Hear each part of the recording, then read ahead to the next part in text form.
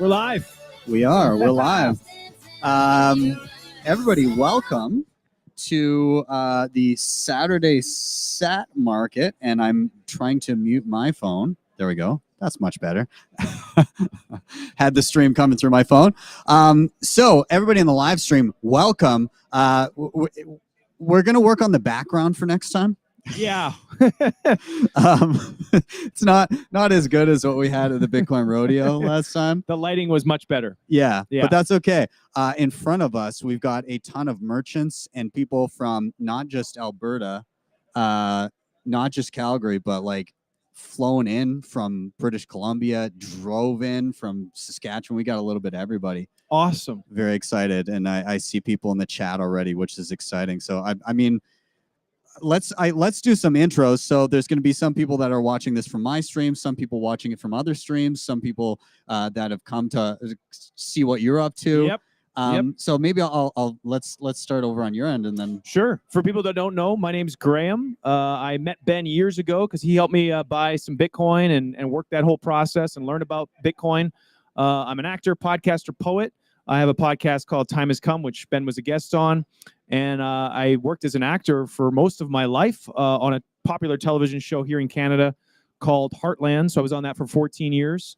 And now I'm sort of down this new path of podcasting, Bitcoin, self-sovereignty, freedom, personal responsibility, that fun stuff. So I'm excited to be here to chat about Bitcoin. I got questions for Ben about Bitcoin. I know probably lots of you in the chat do as well. A lot of my followers are just starting to learn about Bitcoin, so I know they're going to have lots of questions about what is it, how does it work. But yeah, I'm excited to be here at this beautiful Christmas market with all these wonderful people here selling their services for Bitcoin and cash. It's fantastic. Awesome. Well, thanks for being here, man. And I guess I'll give myself an intro as well for those in the stream and those here unfamiliar. My name is Ben. I run a YouTube channel called BTC Sessions, which has been running, coming up this spring, it'll be 8 years.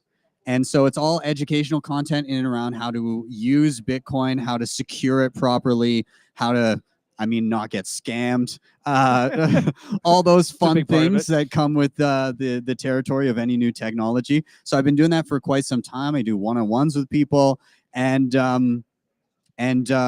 I had this idea to do a local how market. did this all start? Yeah, this came about 4 weeks ago. Funny enough,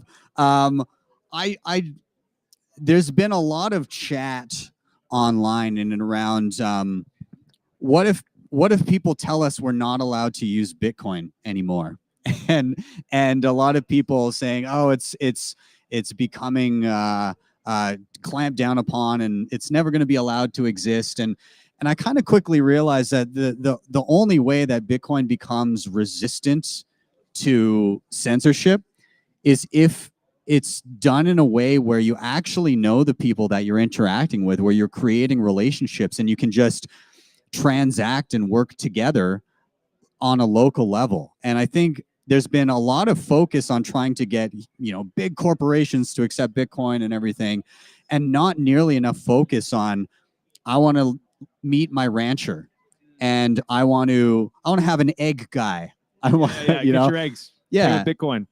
Exactly. And so I realized, like, I think these things are the ground up is kind of the crux of what made Bitcoin work in the first place, the permissionless nature of it. If when Bitcoin was created, Satoshi had come out and said, I would like to make an alternative to the US dollar and every other currency on earth. Can I have permission to do so? It never would have worked like that. And so where you're seeing the most important movements in Bitcoin is the little guys coming together and saying, let's build a community, let's do something on a local level. And so that's what makes me so excited about seeing everybody that's here and all of the merchants and all of the conversations and relationships that are coming from this, is that people are creating what we need to have Bitcoin not just continue to exist, but to flourish, in my opinion. Useful and like you said, get to know your neighbor, get to know the people that accept it, meet them. That's fantastic. And this is something that you want to spread too, right? You want other people to create Christmas markets or different type markets like this. Yeah. Yeah. I think the main thing here is I don't want this to be a one-off. I want other people to replicate what we're doing here. And this isn't a first of its kind type thing. Like this was largely influenced by the local circular economies that we've seen pop up around the globe. And, you know, shout out to Bitcoin Beach and the people in El Salvador that in El Zonte basically spearheaded this, and seeing that as an example for the world was amazing because that was ground up. Yes, now you have top down El Salvador government saying, hey, this is legal tender now, but that never would have happened without the ground up. And we're seeing it pop up more and more. And so I think the main message here is this can happen anywhere. All it takes is somebody to go out and say, let's do this, and to rally the troops and to say, hey, like, find the Bitcoiners in your area. All of those Bitcoiners do something.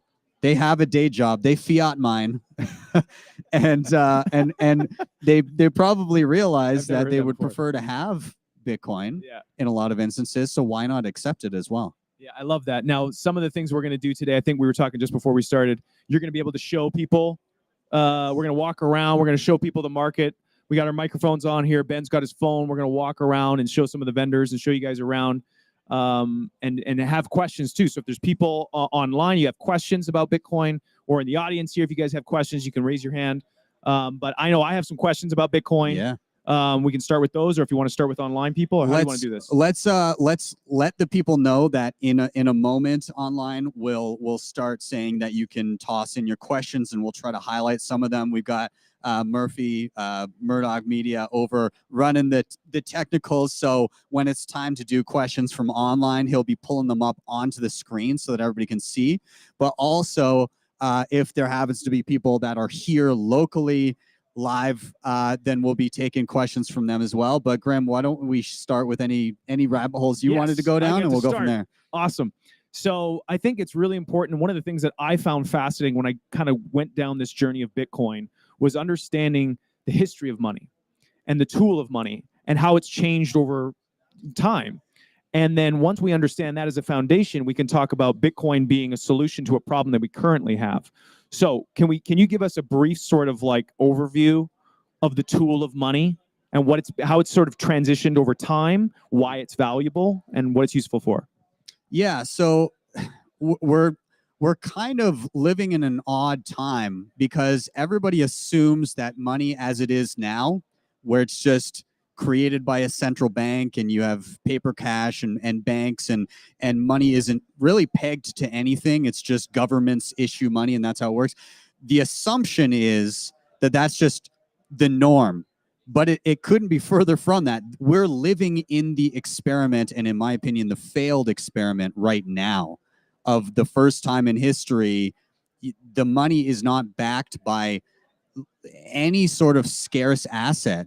It is backed by men with guns. And why is it important that money is backed by a scarce asset? Why does money need to be scarce? Well, so it's if you have a money that is easy to produce, people will produce it and replicate it as much as possible.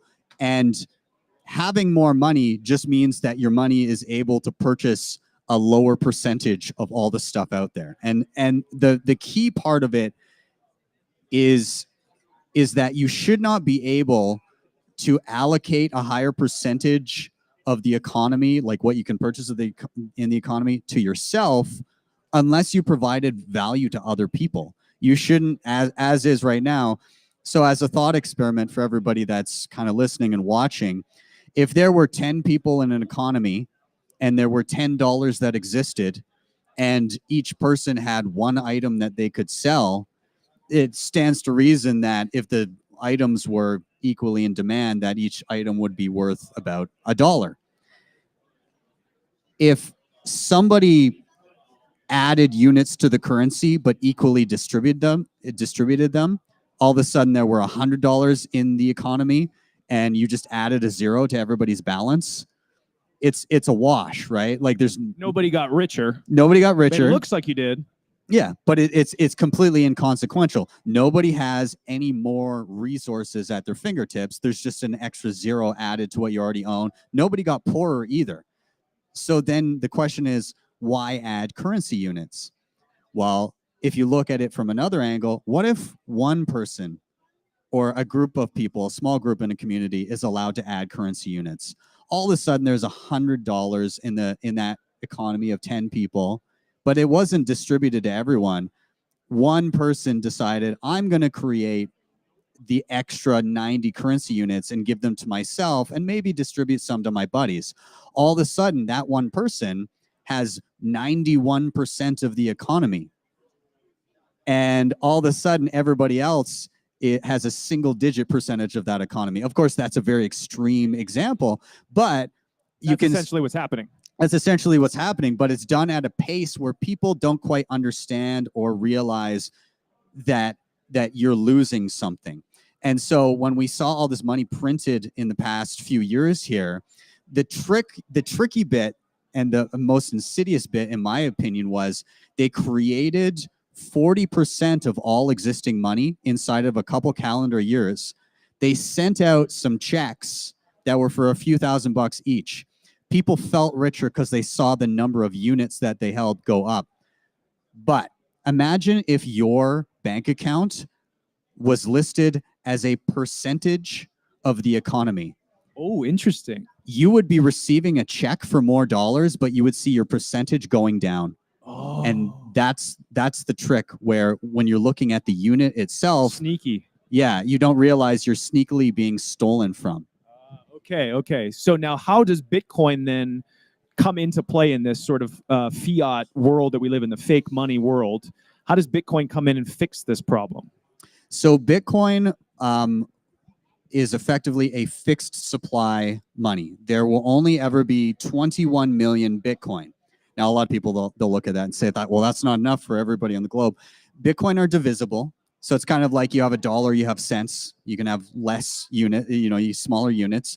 Each Bitcoin can actually be divided into 100 million pieces. And we refer to those as sats, which is hence the market name. Yes, hence the sat market. So we're at the sat market right now. And so you can subdivide Bitcoin. The important part is nobody can arbitrarily create more Bitcoin and thus reallocate a higher percentage of the economy to themselves. And the reason that's possible is because anybody partaking in Bitcoin can run what's known as a node. And we're kind of diving into the weeds here, but effectively a node is just a copy of the history of Bitcoin transactions since inception, but more importantly, a copy of the rules that govern the network. And one of the rules is there's only ever going to be 21 million Bitcoin. And so if anybody running a node, if somebody tries to arbitrarily create more Bitcoin, your node effectively says, oh, that's not in the rules. I'm going to ignore that. And so you can try to create more Bitcoin, but effectively what happens is you create a totally separate network that nobody's a part of. It would be if it's like if somebody said, I'm going to create a new internet that's not compatible with the current internet. No one would use it. No, by very virtue of the way it works, automatically nobody would be on that new internet. Right. You'd have to convince people to come over. And so that's effectively how Bitcoin's working. And then the decentralized nature of Bitcoin is really hard. Was really hard for me to get my head around. The idea that when I bought my first Bitcoin from Dave, I don't know where he is. He's around here. He's around here somewhere. And he gave me my phone back. I thought I got scammed because I'm used to get the idea of like if I buy something, I then hold it in my hand. So for people out there watching that haven't bought Bitcoin yet or are interested in doing this, getting their mind around the idea of owning Bitcoin. Can you talk about the idea of private keys and what you really own and where the Bitcoin really is stored? Because it's kind of like a mind warp to get your head around this. Yeah. So I commonly use this analogy where I say Bitcoin is effectively a ledger of who owns what, right? And it's transparent. You can't necessarily tell who owns a particular wallet unless that information is publicly available if somebody makes it publicly available. But more or less, you can see the entire supply of currency and you can see it sitting in various, we'll call them accounts or addresses. One way, a metaphor I like to make is imagine there's a giant set of safety deposit boxes in the sky. So if you were to look up, and they're all transparent, and so you can see all these different numbered boxes. And on each box, there's a little slot that you can slide more cash into. And so you can see the entire monetary base. You can see all money that exists. You can see it sitting in all these different boxes. If you have some, you can slide it into any box that you like. But in order to remove money from a box, you have to have the keys to that particular safety deposit box. And that's actually what a Bitcoin wallet is, because Bitcoin, there's no physical coins. Everybody can see the ledger of who owns what. What you own is a key to one of those boxes in the sky. And so that allows you to go, okay, this one's mine. I'm going to unlock it, take out some cash. I'm going to slide it into somebody else's box. There's no way I can steal it back from them unless I get their key. So that's what actually a Bitcoin wallet is. It's a misleading term because people think the money is in the wallet. Yeah. But no, it's a key. And just like a key, you can create a spare key that you keep safe in case you delete the app off your phone. So you can do interesting things with it.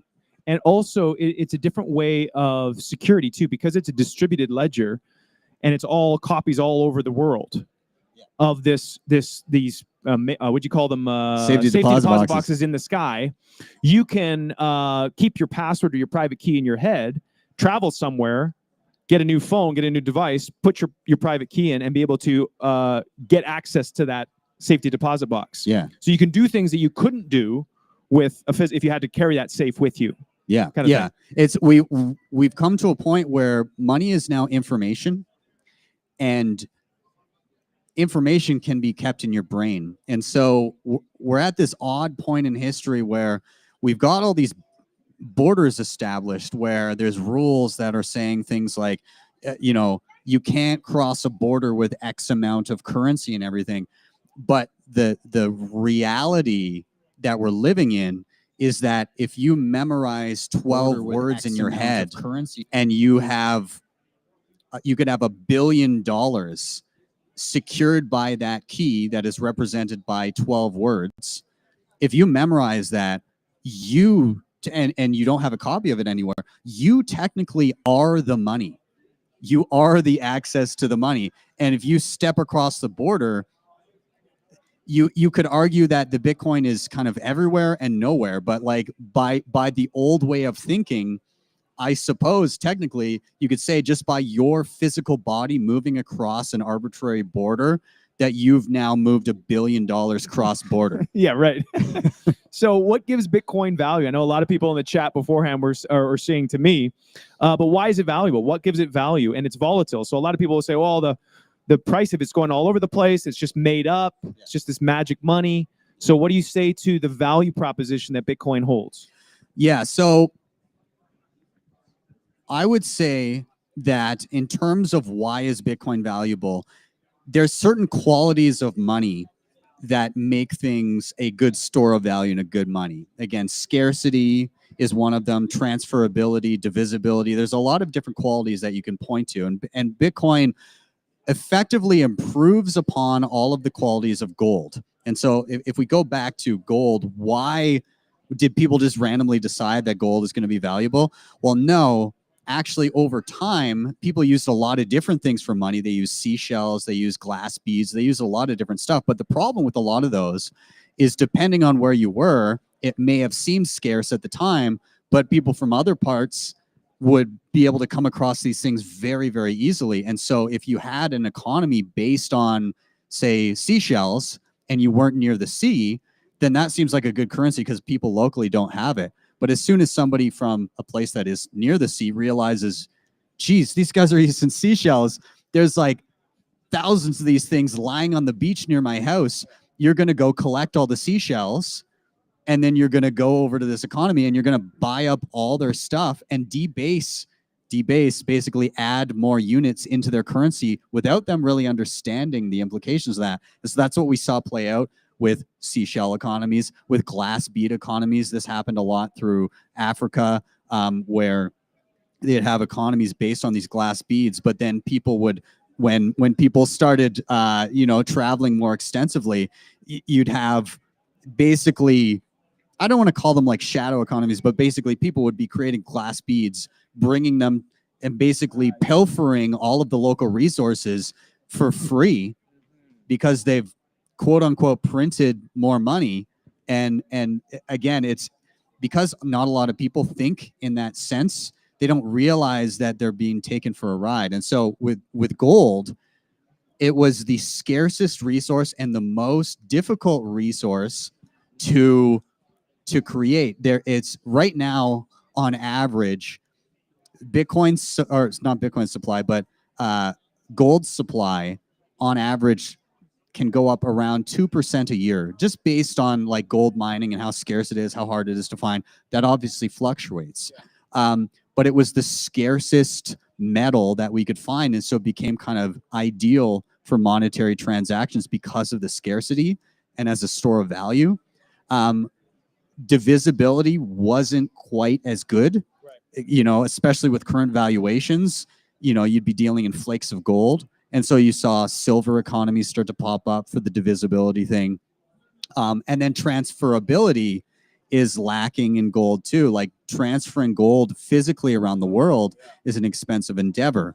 And so I guess basically what we ended up learning is the physicality of gold led to centralization of ownership and security.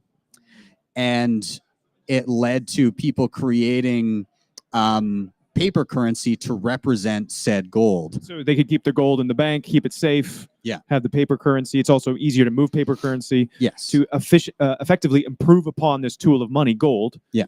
And then Bitcoin just takes that to the next step. So yeah. Bitcoin is improving upon the aspects of money that are that make it valuable. Yes. Yeah. So like in that gold vault analogy with paper money, okay, well, you're now trusting somebody to hold the gold.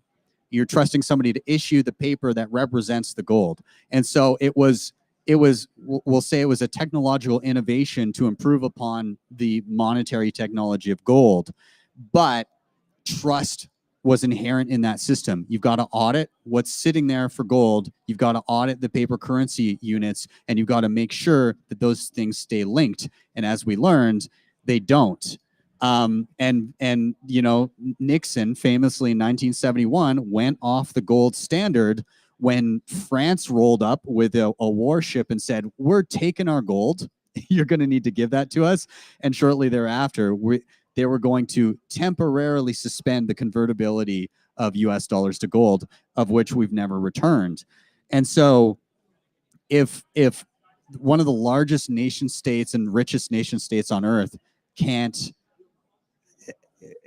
help itself but print more currency units and can't stand a gold standard, we basically kind of honed in on the chink in gold's armor when it came to being a reliable way of backing a currency. And so what Bitcoin does is the auditability of it is instant. Anybody at any one time can verify how many Bitcoin exist.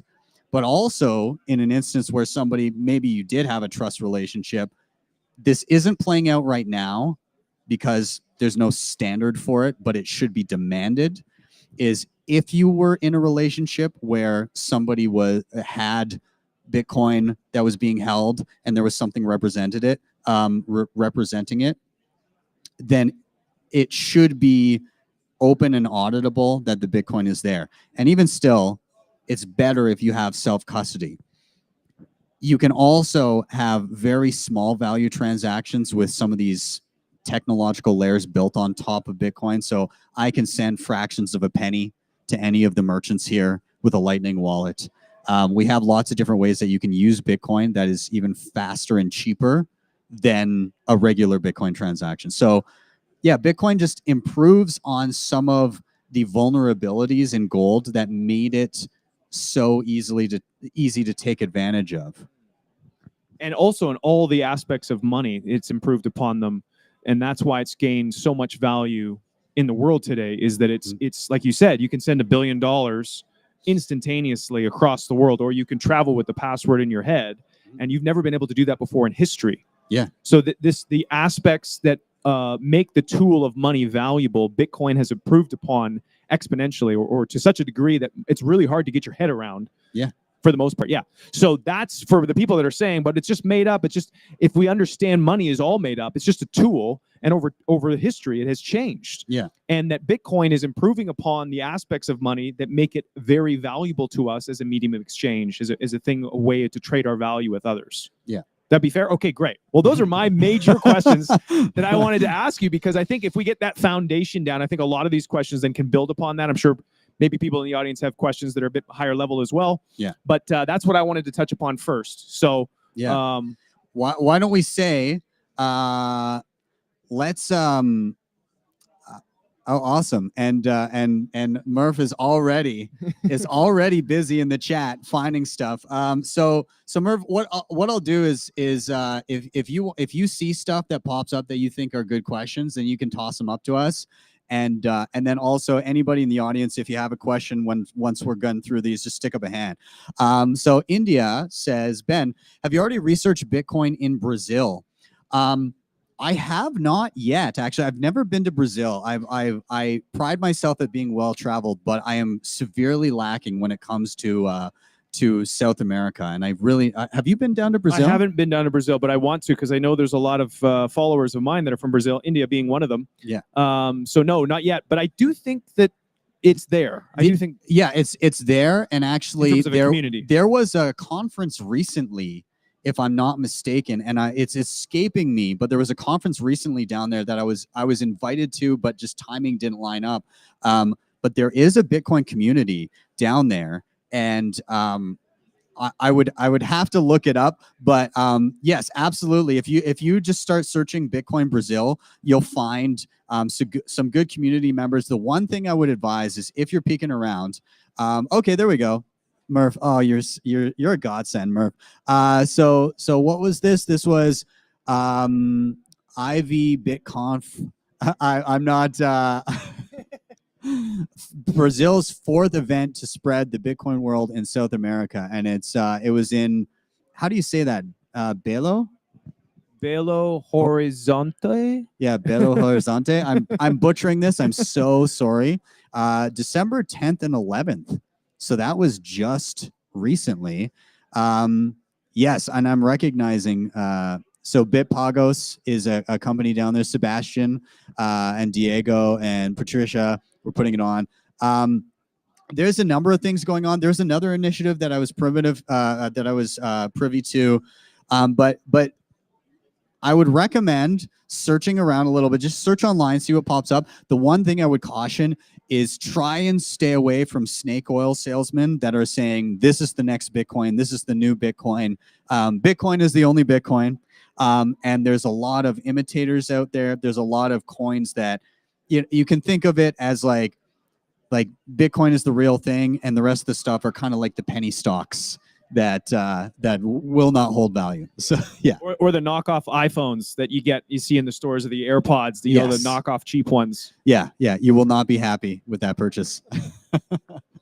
All right, so we're gonna we've got one here. How can you stay protected from the SBFs of the crypto world? From Carol. So anybody unfamiliar, SBF, he was running the exchange that imploded, called FTX, and so they did a lot of shady things. Effectively, what was happening is people were sending them dollars and saying, I'd like to buy Bitcoin, and by and large, they just weren't even purchasing the Bitcoin. They were just showing an account that had a number, and then they were buying like Bahamas real estate and printing tokens of their own, and that implosion was wild to see. So how do you protect yourself from the SBFs of the crypto world? Number one, you don't leave your money with other people. Self-custody. Yeah, self-custody. So you can do this in a variety of ways. The absolute gold standard of where you'd eventually like to be is you have a hardware wallet. It's known as a hardware wallet. And then you're securing your Bitcoin with that. So if you're buying Bitcoin somewhere, you're withdrawing it from, if it's a service, you're withdrawing it from that service and you're putting it into your own Bitcoin wallet and holding it there. And you do have to be conscious of how efficient your how efficiently you're using Bitcoin. So Lightning is a good way to use Bitcoin that is cheaper and faster. I also like something called Liquid Network, which is kind of like a good in-between solution. Again, cheaper and faster, more private. And then regular Bitcoin transactions are kind of like what you would reserve for when you've saved and then you're moving into long-term savings and securing with a hardware wallet. So I'm a big fan of the cold card. It looks like a little calculator. Actually, we're going to be giving away a couple of them today. I've got a couple packages that I'm going to be giving away here. And then I also, for a cheaper option that is also, I think is pretty awesome, I like the Tap Signer. Same guys who make the cold card. And it's basically just a little plastic NFC card. And so it gives you an additional layer of security when you're dealing with Bitcoin on your phone. And so all that happens is instead of having just an app, and if your phone gets hacked, then maybe those funds might be at risk. You've got a second layer of security where in order to spend, you have to tap your card and then put in a PIN. And so it just adds, like, somebody would then need your phone, the card, and the PIN to the card in order to access those funds. So in essence, Carol, the answer to the question is, the more personal responsibility that you take, the more self-custody that you take, the more in charge of your private keys that you have, then the less you're going to be exposed to the SBFs of the world or the scams that are out there. Absolutely. And it's counterintuitive because we've grown up our entire lives with people saying, be responsible for yourself and take personal responsibility for all of these things except money. Don't you dare take personal responsibility. Trust somebody else. Yeah. Don't be an idiot. Give your money to somebody else to take care of. Yeah. And in Bitcoin, it's quite the opposite, because trusted third parties are a security hole. And if you're sitting, especially your savings, long term with somebody else, there's a good chance that you will never get that Bitcoin, because what you're holding currently is an IOU. Yeah, which is what in the bank too. Isn't that what the banks do? Like you're lending the money to the bank, but it's an IOU that they have back to you. Yeah, you effectively, if you look in the fine print of any banking agreement, at the end of the day, you don't own that money. The bank owns it, and they're basically giving you like a vague promise that you'll get it back. Yeah. So, yeah. Kind of crazy. Okay, who's next? All right.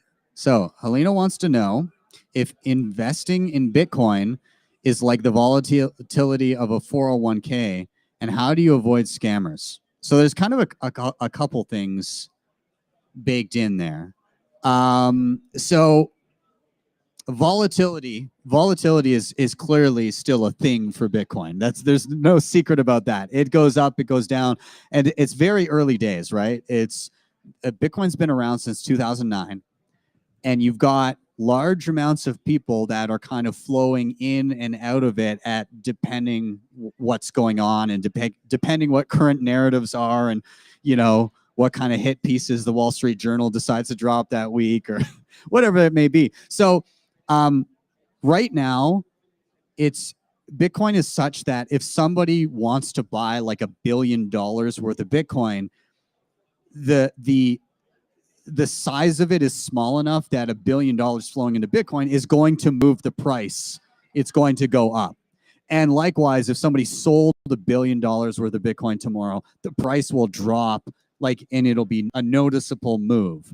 And so you still have that. But as more people begin to not just speculate on Bitcoin, but actually use Bitcoin day to day, and they kind of just stay in Bitcoin, and they don't move out to dollars. Yeah, they don't think in dollars anymore. Once you start to understand Bitcoin, you're like, oh, right, this is the better currency. I'm not going to try and just get rich off it. Yeah. So right now, there's a very small percentage of people on the globe that, one, have any Bitcoin, but more importantly, two, have a meaningful amount of Bitcoin and aren't using dollars as their day-to-day.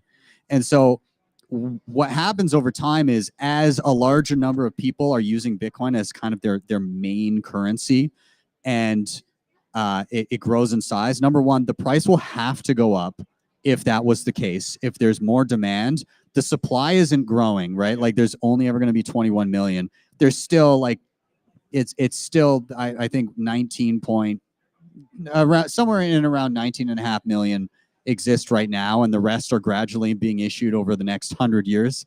But more or less, the supply is very inelastic, and as people flow in, if they want a piece of that economy, the price per Bitcoin is going to go up. But eventually, where we get to is the size of Bitcoin is very, very large in comparison to something like the US dollar or the Chinese yuan or what the largest currencies on earth. It becomes kind of that size and maybe bigger eventually. And at that point, somebody selling a few $1 billion worth of Bitcoin for something else, it doesn't budge the price. So I think eventually we get to a place where instead of being volatile, it's basically the inverse of what we experience with a relatively stable currency right now. US dollar, for instance, you get mild inflation. Yeah. I mean, it's been worse the past few years, but compared to other places, not as bad. But you'll get this average, few percent inflation each year. With Bitcoin, I think eventually, if it becomes ubiquitous around the globe, then you just get an average few percent deflation, which means that your money, anything that you save, will purchase more and more over the long term. You'll still go out. You'll still, you got to feed yourself. Yeah. You want a home. You want to do things. You'll still spend, but your savings will accrue in value just by having something you're good at, earning money and saving it. And all of a sudden you don't need to be a professional investor just to make it to retirement. You can actually save money and it hold its value as opposed to like melting like ice. The last part of the question here is about avoiding scammers. And Helena, I just want to throw a quick comment in here about scammers. There's scammers with credit cards. How do you avoid scammers with credit cards? You understand the value of the numbers on the front of your card. You know that if someone takes those numbers, they can probably spend on your account. So it's very similar in the sense of Bitcoin is you have to understand the vulnerabilities of your private key. That is the key that unlocks your safety deposit box. And if you don't have that private key, if you've given it to SBF on FTX or somebody else on an exchange, then that is a central point of attack that scammers or hackers can get to. So it's understanding the vulnerabilities, and I would love to hear more from you as well.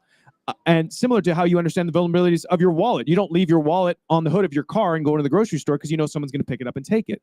So you have to teach yourself and learn the vulnerabilities on the security around Bitcoin. So your private key is obviously one of them. What are some of the other vulnerabilities that you want to learn how to keep safe? Yeah, so I mean, the other thing is because Bitcoin is so new, there's a lot of people that capitalize on that to try and confuse people into giving them information that they shouldn't or sending them.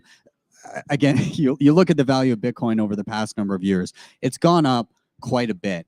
And that's due to the factors we discussed. There's a limited supply. There's more and more people gradually, deciding to deal with Bitcoin either as savings or as day-to-day spending or whatever. But there's more people holding Bitcoin. And so that's the reason for that shift in price.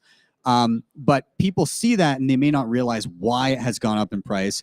And so they may just assume that any other thing can do what Bitcoin has done.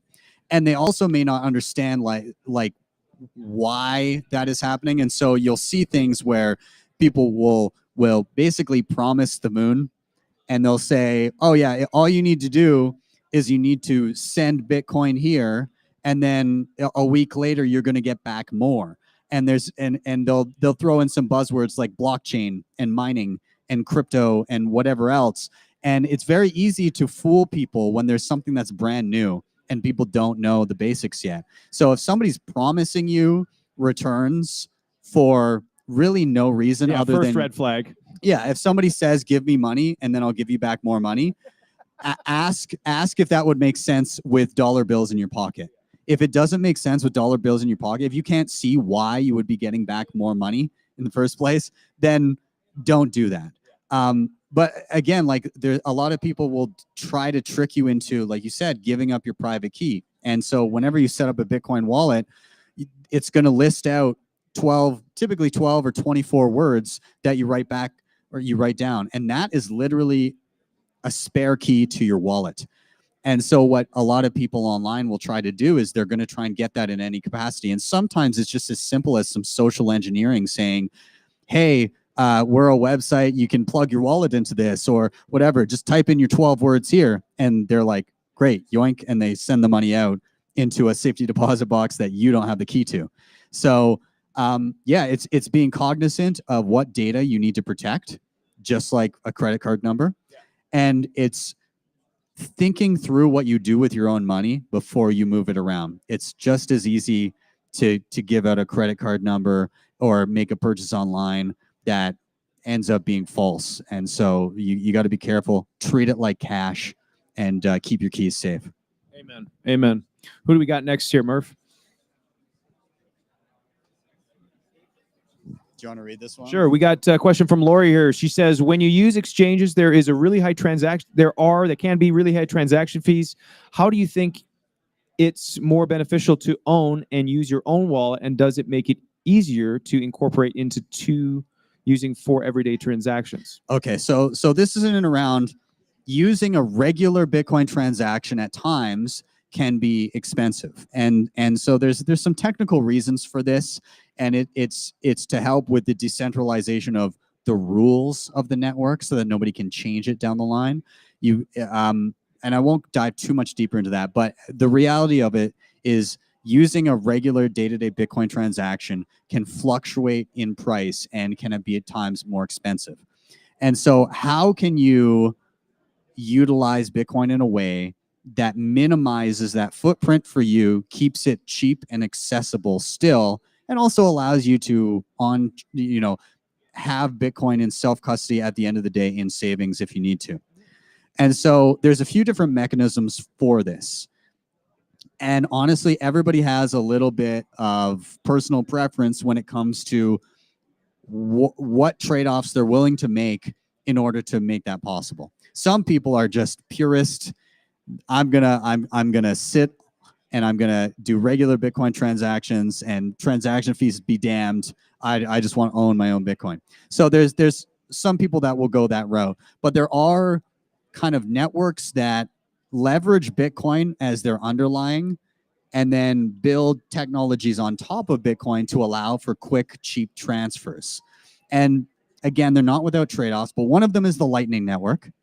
And so what you can do is, let's say you have an exchange, you've been buying Bitcoin, you kind of let it build up a little bit, and then you're like, okay, it's time. I'm going to take my money off. I want it in my own self-custody, but I also want it easy to spend.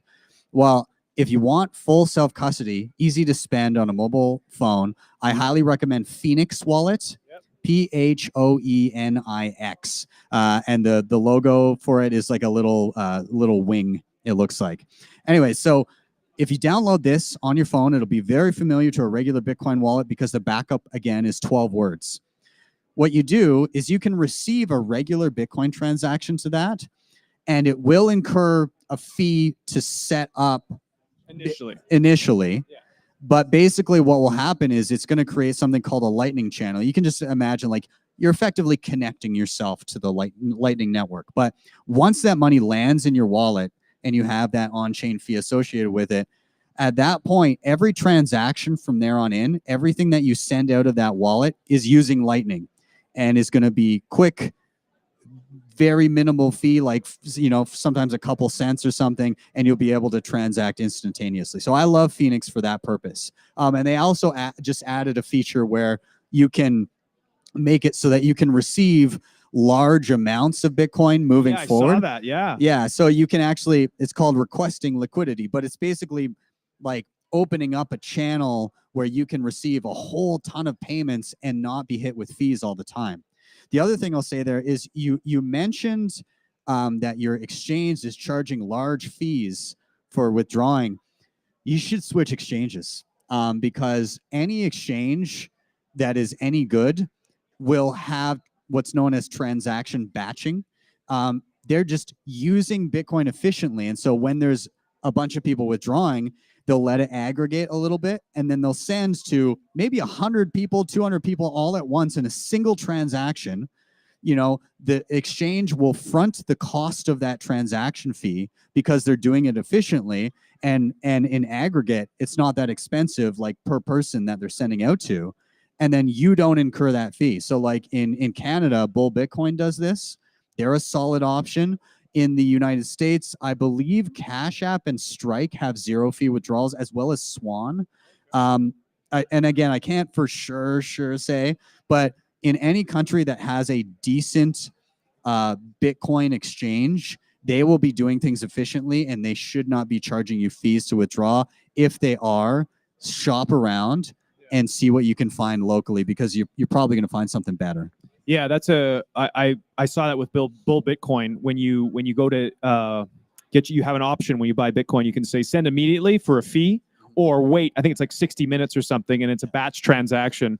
And then there's I think no fee at all. Yeah, there's no fee at all, because Bull Bitcoin pays for it themselves. Yeah. And then on top of that, Bull Bitcoin in Canada, when you withdraw, you actually have the option to withdraw via Lightning, and you have the option to withdraw via something called the Liquid Network as well, which is another way of transacting quickly and cheaply on Bitcoin. So you actually have 3 withdrawal options, all with their own benefits. But at the end of the day, you can effectively pay no fee to withdraw from Bull Bitcoin 3 different ways. Is Bull Bitcoin only for Canadians? They're also beginning to make waves in Costa Rica. Oh, okay. And I believe they're looking at becoming a little bit more global. So keep your eyes on that, because they're doing really good work. And if they can extrapolate out to other jurisdictions, that's going to be a great option. Yeah, fantastic. And you can see their website now on screen. Yeah. Awesome, Lori. Thanks for that question. You can check out Bull Bitcoin there. And then we'll jump to the next one here. All right. Hey, do you leave Bitcoin to people from your estate? Don't they have to have your key? This is a great question. I mean, have you grappled with this? A little bit. I have to talk with my dad about this, about the process. I think Swan does stuff like estate planning. Don't they do that? Yep, they do that. There's a number of ways you can go about this. You can do fully self-sovereign. You don't want anybody's hands in it. You can kind of do it that way. Or you can be very traditional with an executor and a lawyer and all that stuff, and leave key material in that way. Or you can do a hybrid. Okay, so when I say self-sovereign, what I mean is like setting up some sort of a fancy multi-sig, which is effectively, when I talk about those safety deposit boxes in the sky, imagine that one of them requires 3 keys to open at once. So you can have unique situations like that where different family members have different keys, and in tandem they can remove the money when the time is right. But not just one of them. Like you have to have minimum 3 or minimum 5 or whatever you set it out to be. Yeah. You can't have Aunt Carol rug pull the whole family. Yeah. So there's no SPF situation there. So you can manually set that up yourself. But there's also solutions out there that have like technologically integrated inheritance planning. So like one company that I think is making strides in this respect is Nunchuck. So the website is nunchuck.io, but they allow you to create a multi-sig vault, so something that requires multiple keys. And they have a really cool setup where you can have an automated inheritance planning that triggers at a certain point in the future. And so I do this for my kids. And right now it would go to the grandparents. But if something were to happen to me, I have a trigger set where unless I bump it forward in April of next year, an email goes off that says an inheritance has triggered. In a week, you will be able to claim this. Download Nunchuck Wallet. You've been provided 3 words and a secret password. And this will effectively give you a key. We have a key, and together we'll use our keys to move your funds to the proper wallet for you. So it's an email. So there's multiple ways to trigger this. Is like an email that you don't respond to, then it will send to somebody else. So you can set it up in multiple ways. Right now, I've basically got it going to the grandparents for the time being. So if something happens in April of this year, unless I go in and I basically set a reminder myself a month prior to say, okay, bump it to the next year. Got it. And so the reason for that is if I said like, oh, the inheritance happens in 20 years, if I get hit by a bus when I leave the market today, everybody's waiting 20 years. 20 years, right. So you set a threshold of a year out, and then you inform people, hey, this is here. You have some data that you need to keep safe. Here's 3 words, literally 3 English words. Yeah. And then here's a complicated password. That's all you need. And the person will get an email. Hey, it's time to claim your inheritance. Download this app, put in your 3 words, and put in your password. And then it'll say like, okay, this Bitcoin is for you. Yeah. We need to get it into your own custody. Do you have a Bitcoin wallet? If so, put your Bitcoin address here. If you don't have a Bitcoin wallet, let's walk through the paces of setting up one right now, and then we'll transfer everything to it in tandem with you, and we'll show you how to do it. And with Nunchuck, you could probably designate, 25% to this child or 25% to this parent. You can have, so I think the one that I'm using, it allows you 3 different accounts, and then you can go beyond that, I think, and so lots of optionality there. But great question. But yeah, so you can do it in different ways, or again, you can just do the traditional route of like, hey, here's a cold card. I'm going to leave it with a lawyer, and then maybe I'm going to have a different lawyer that has the PIN code to the cold card, and then it goes to the kids. Cool. Thanks, Jane, for that question. You got any other ones there, Murphy? Yeah? Level hard. Do you want to read this one? Sure. It says level hard in brackets. I'm going to put you on the spot. Can you explain the need for supporting Bitcoin mining, says Derek? The need for supporting Bitcoin mining. So, I mean, Bitcoin mining in general, anybody unfamiliar, how do I best explain what mining is? It's kind of like making guesses for a particular number. And I'm kind of paraphrasing exactly what mining is doing. It's the kind of the best normie way to explain it is you're effectively using a very complex computer to make random guesses in a bit of a lottery. And so if you can pretty reliably calculate how long it will take somebody to guess something, to guess a particular number, if you know how many possible numbers there are.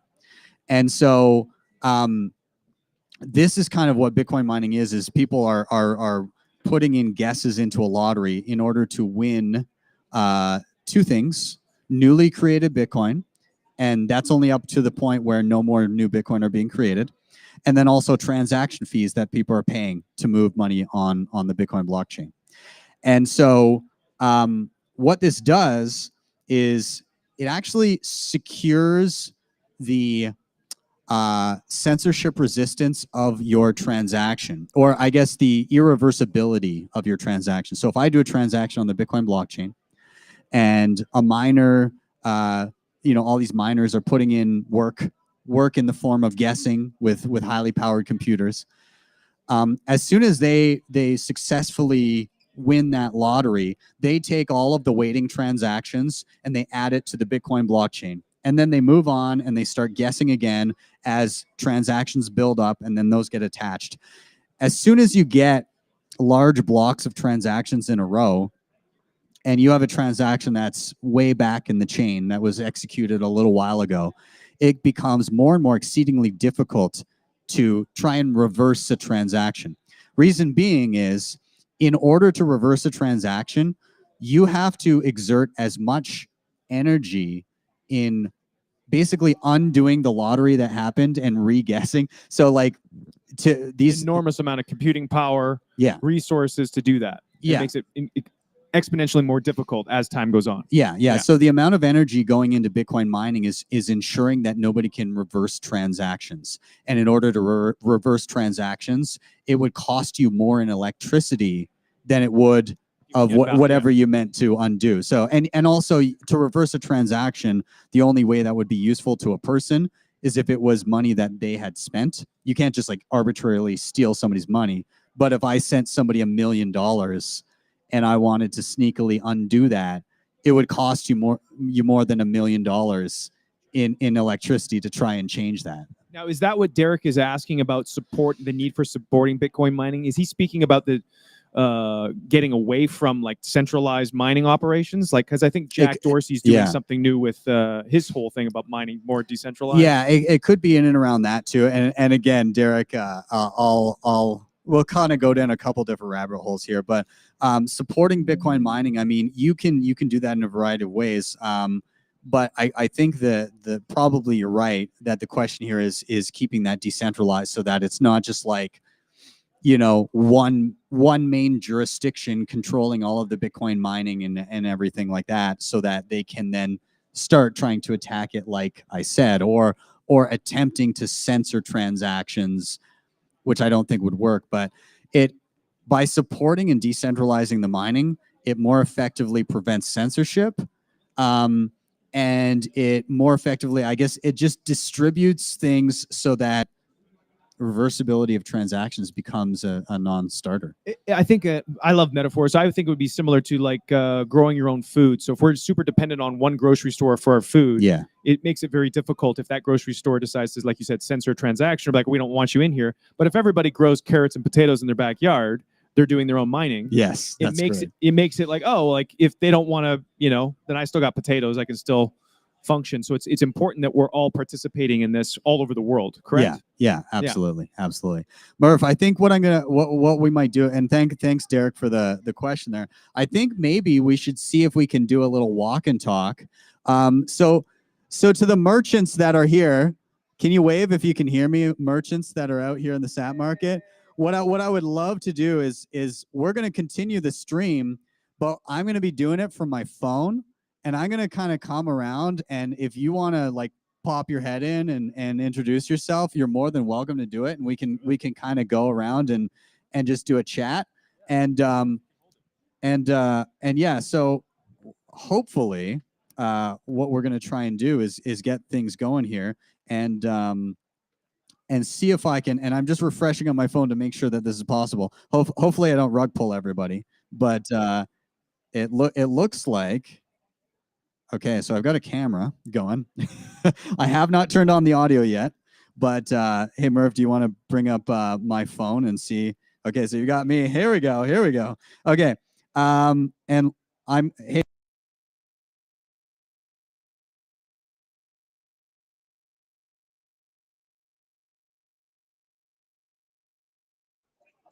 All right. 1, 2. Okay, I'm getting audio through. So people in the chat, let us know if you're hearing us okay. We're gonna go. Whoa, that's close. Oh, it's okay. We'll do like this? We'll selfie it. I have a selfie stick. Let's do it like this. It'll be. We'll do vertical. Why not? I know it's not the prettiest. Cool. Between the. It's wrong. Yeah. Are we getting audio though? The people on the stream are okay. Okay, cool. So all right, we're gonna start. Would you guys like to chat? Okay. All right. So we're gonna do a quick hello. Here, I'm gonna do this. Yeah, we can. I'll let Graham. But hopefully this audio is gonna be okay. But can you introduce yourself? What do you guys do? Hey, well, my name is Louis, and I'm from Bude Woodworks, and I do all kinds of woodworking, from trays to coasters to bowls and Bitcoin signs, and yeah, all kinds of things. And I think Bitcoin is awesome. And you guys are gonna do your carbon. So my wife over there has. Swing. Actually, you know what I'm gonna do really quick is I'm gonna turn this camera around. So do you want to chat a little bit as we'll chat as I'm figuring out. Okay, so we got a carving thing here going on. Sure, you got this is your microphone. I got a microphone. Oh yeah, you do. Okay, we're gonna come see over here. Yeah. So hold on a sec. I'm facing back. Okay, I've got you going. Okay. So what do we got over here? All right. Here, I'll if you want to, I'll All right. What do we have? Made out of natural materials like walrus-hide, stuffed corn, tarantula. Ooh, so caribou antler Bitcoin earrings. And is it? And you were saying something about how these are printed on. My husband learned from my experience. Oh, that's awesome. Awesome. So what, you got a laser that etches it? That's amazing. So laser etched caribou antler earrings. And muskox ones. For people that don't know what a muskox is. Okay, so that's a muskox in carving form. So much bigger. Yes. Awesome. Oh yeah. Well, that's yeah, so we're using that's amazing. That's amazing. Awesome. Okay. Well, thank you for showing us what you got going on. We're gonna make a round, and we'll see you guys in a little bit. So, yeah. So we're gonna do live. Can you change the audio source to that mic? It's using your phone's mic. Oh, is it? Oh, okay. Odd. Okay, well, let's see. I'm sorry, guys. We're doing this on the fly. Let me do the settings. Audio. Aha. Headset earpiece. Yeah. How's this? Check. No, that's not Oh, that didn't happening. work. No. Yeah, it should auto be. Yeah, this is how we learn in person, I guess. But that's okay. What I can do is I can do it selfie style and walk around. Yeah, That's okay. All right, so we'll do that. Hold it closer to you. That's all right. We'll just do selfie stuff. Okay, guys, don't worry. We're sorting it. We're sorting it. I'm gonna turn it around. By the way, let's just get a quick look of the market. Maybe I'll do I'll just do a round here, and we'll just take a peek down the line of all the stuff that's going on, and then we'll go from there. So we've got all kinds of, and keep in mind, guys, that this was done. This was a tweet 4 weeks ago, and now we've got all of this going on. We've got all kinds of. We do have obviously the Bitcoin merch up here. Everything going on. I realize that it's all flipped and backwards, but that's okay. We've got children's books. We've got candy.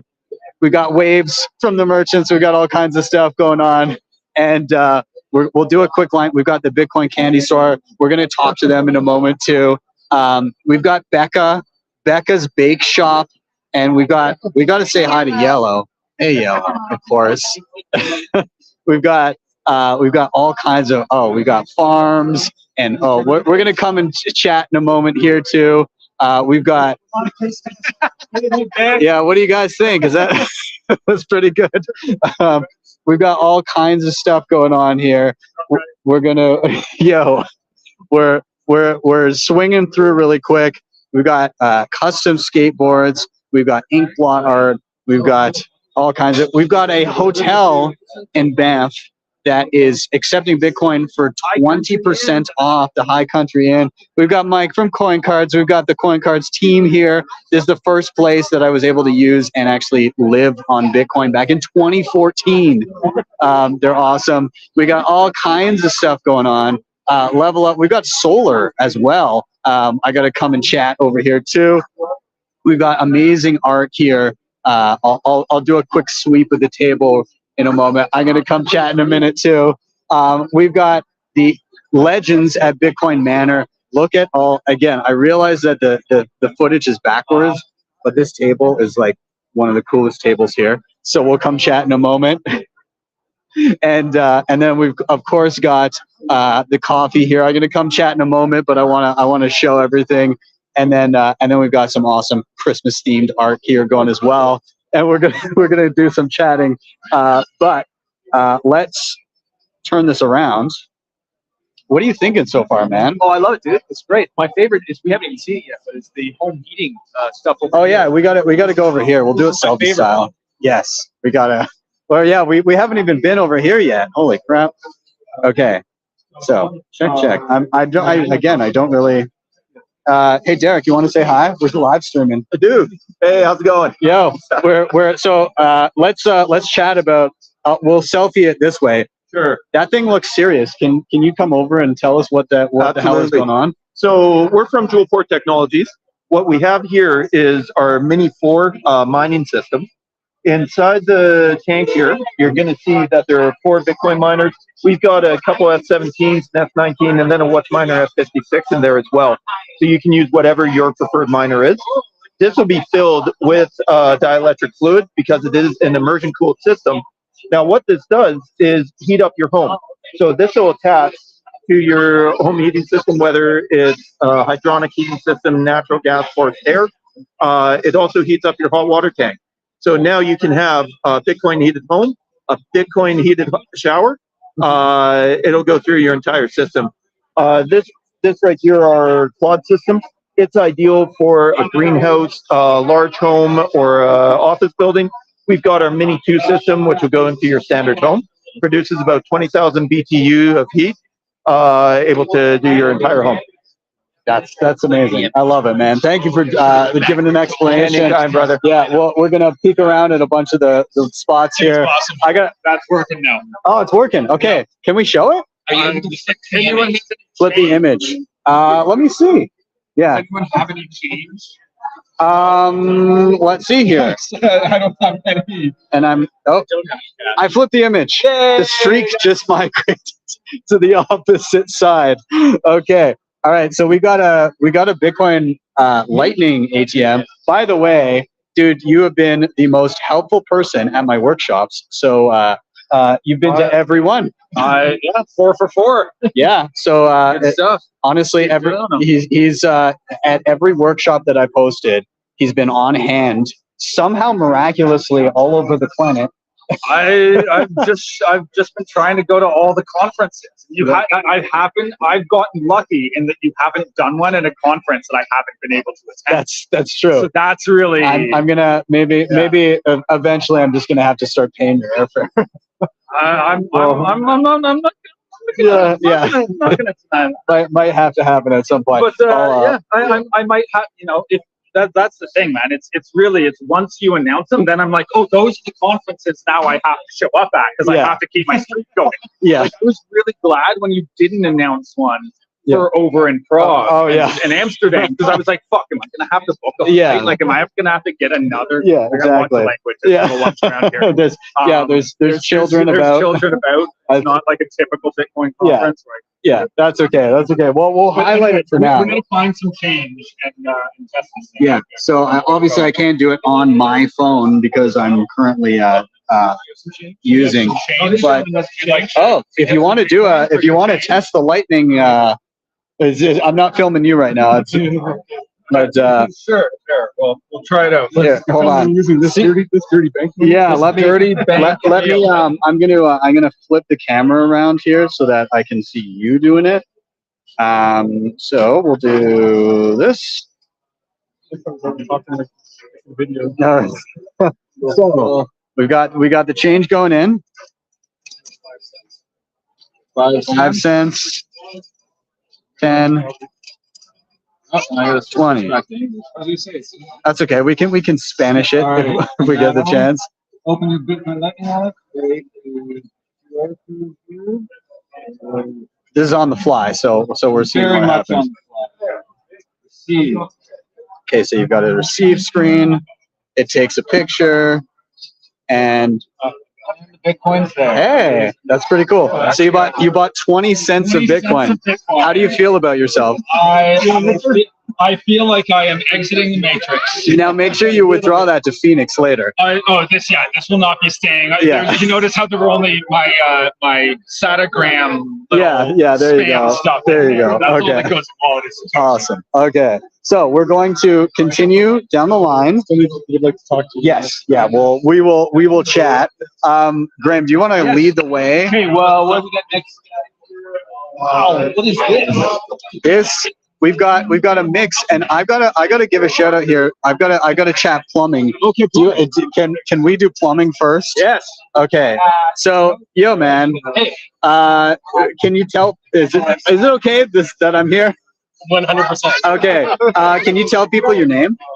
My name is Eli Ryan. And what do you do? I am the Bitcoin plumber. You are the Bitcoin. Look at this. This logo is amazing. But you know what? I met you about a week too late because I paid a $500 plumbing bill because my kids shoved multiple toys down the toilet. They had to take the thing out the floor. And I could have used you, man. So you're in my Rolodex now. Yes, it's unfortunate because we can take care of all those running issues. So how is it that this is a new kind of persona for you because you were a plumber anyways, but so this is our company. We're 6 years in business now. And we are now transitioning our business model to start to accept Bitcoin because of all the things. Separation of state and money is one, and all the things of being freedom oriented and self-sovereign. Who doesn't want to be self-sovereign?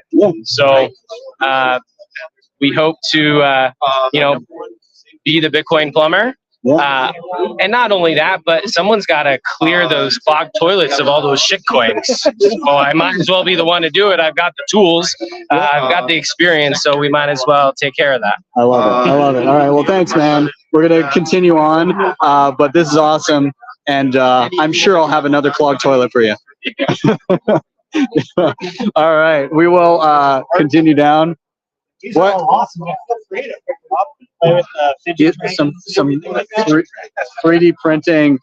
This is somebody that goes way back in my Bitcoin journey. You talked my ear off back in the day, and it was great. Do you want to say hey and what you're up to? Hey, how's it going? I'm Russ. We run the Calgary Bitcoin local meetup. I got a 3D print lab that, we're convincing people to give valuable sats for plastic today, which is a win in my books, no matter what. I don't know why they would, but they're doing it, and it's just amazing. But no, it's about teaching Bitcoin and getting people on the right path. And it's been so good, connecting with Go the Earth, Ben, and just both our stories, right? But I've always been a miner at heart for Bitcoin mining. And I think I might have been the first to set up on sour gas before anybody. We went and did the hard, dangerous stuff before anybody years ago. Yeah. So, yeah. Awesome, anyways, man. Yeah, come join us. Go check us out on YYC Bitcoin. Yeah. If you're in Calgary, make sure, or if you ever come to Calgary, YYC Bitcoin, the meetup, and you can find them where at YYCBitcoin.com. Awesome, dude. And you're printing. It's not going right now. Not yet. Yeah. We just finished a TIE fighter. Nice. Oh, that's what these little things are right here. Yeah. We're gonna have their kit cards, and you punch them out, and they're like little TIE fighters you put on your tree and everything like that. That's the AT&T. Yeah. Mr. Dave Harbin on the stream just said, "Adventure Doctor, is your phone in a Faraday bag today?" Yes. The question is, I'm just saying, guys, what you're gonna lose your Bitcoin on this year is fishing. All right. I know this because that's what I do for my professional job, and I see how many people fall for it normally. Don't click that link. Learn all about phishing and securing your stuff. Go watch Bitcoin, like BTC Sessions, cold card issues. Get your Bitcoins off easy to access places that are not protected by your keys and the hardware. And that's a mistake everybody has. And then like 2 years from now, you're like, what's my passphrase or stuff? Remember that. That's a key too, guys. So, develop your good habits now because it's going to be a chaotic ride after the halving. Indeed. Well said. All right. Well, we're going to continue on. We got live music going too on the stage here, and we're going to continue on. We'll let them take it in.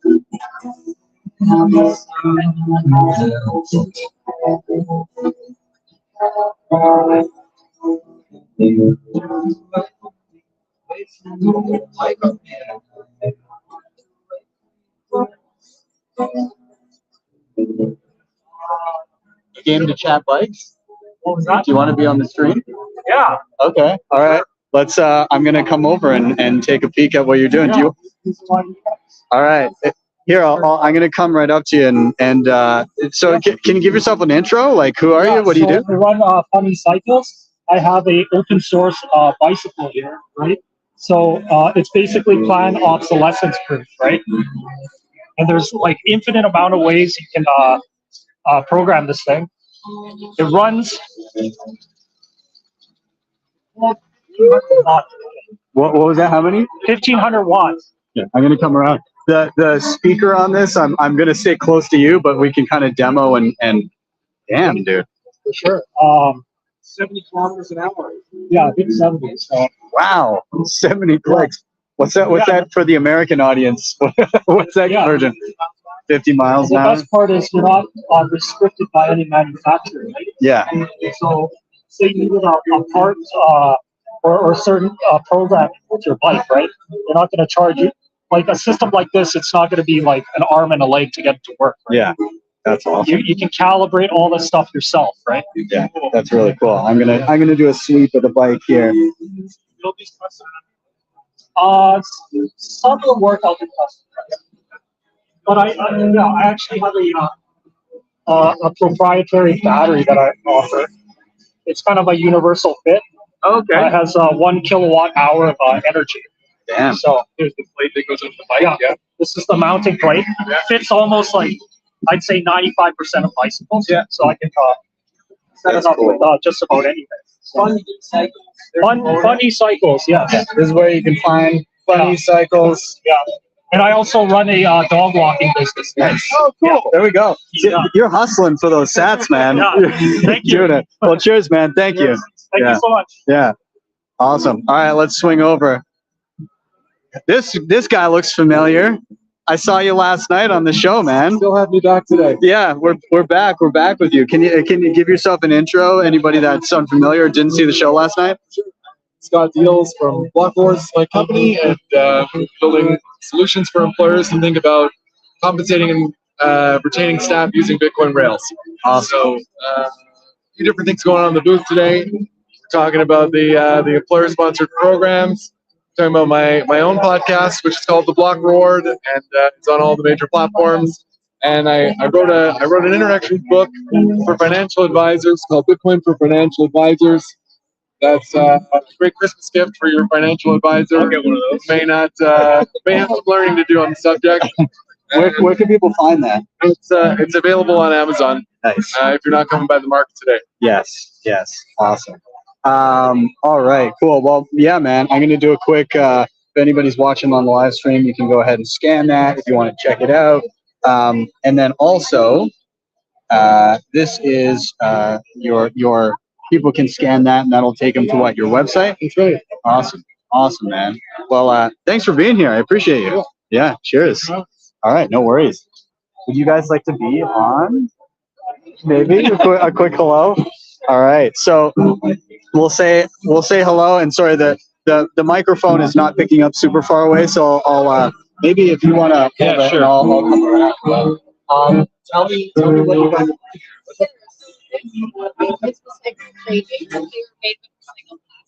Recycled plastic leggings. Okay. So they have about 25 to 27 total plastic in there. And these are from Recycled nylon too. Okay. I think BTC Sessions is gonna have to pick up. She's huge on this. So that's awesome. it's like it's from the kind of book that Oh. so this saves the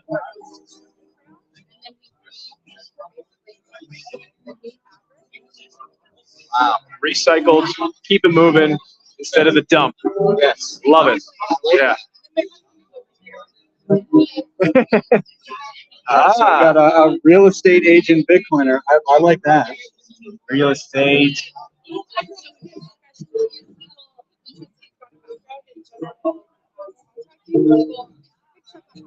Yeah. Awesome. Awesome. Well, thank you. Thanks for coming to the market. Would anybody over here like to be part of the street? Let's take a look. But well, can you give us something on stuff? I am Chelsea, and I'm here at the non-monetary aspect. And with all of our information, we are offering community courses, coaching, private sessions, the whole works. Got a market analyst report, I got an admin, got a contract coaching, and for all my tech referrals, I go to this guy here, BTC Sessions. So yeah, it's a really amazing amount of Appreciate it. I see hats. I want to see hats. All right. I can see how I look. I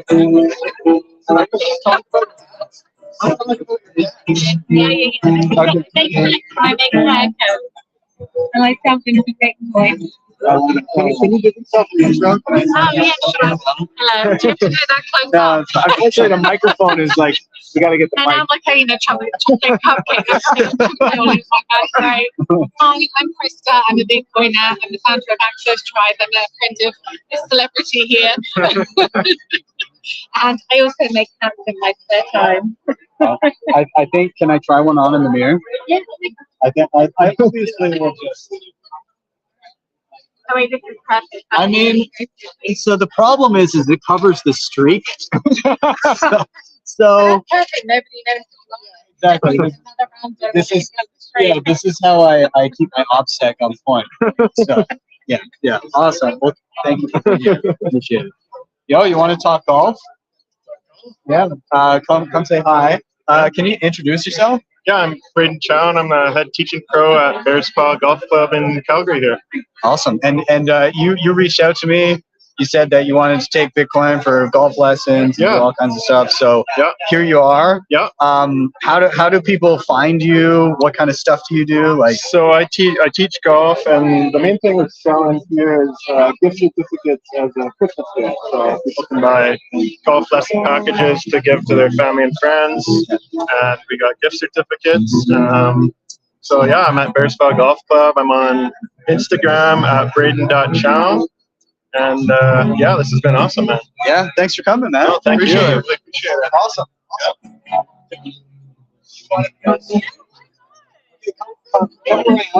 Your mind. Yeah, there we go. So welcome. Thanks for being here. Can you give yourself a little info? Let people know who you are. I'm Heather Keys, also known as Hypno Heather. So I work in the space of the mind, but really anything from like understanding how your mind works, but mostly, removing veils of disillusion. Right? Like I think of myself more as like unhypnotizing. Like maybe I might use hypnosis as a space to help someone relax, but it's really like I don't hypnotize anyone. I really unhypnotize them from like all of the thoughts and beliefs and like structures that they took on to believe as true. And that's why I love being in this space, because people in the Bitcoin space, they've already removed, they already have taken off the veil. Yeah, I feel like I was waiting for that comparison because Bitcoin is being unhypnotized by fiat. Exactly. Yeah. Exactly. And you have to, and like in order to get there, you've already had to free your mind in some aspects. Yeah. You've had to free yourself from like believing that like there's a certain system or structure that you have to follow to be okay or successful or financially secure. Yeah, absolutely. Right? Well, I love it. Where can people find you and learn about what you do? The best place is just like I'm Hypno Heather everywhere, so like Instagram or YouTube or my website hypnoheather.com. Okay, hypnoheather.com and social media. Yeah. Awesome. Well, thank you. Thank you. Awesome. Well, let's continue on. We're gonna lightning round it.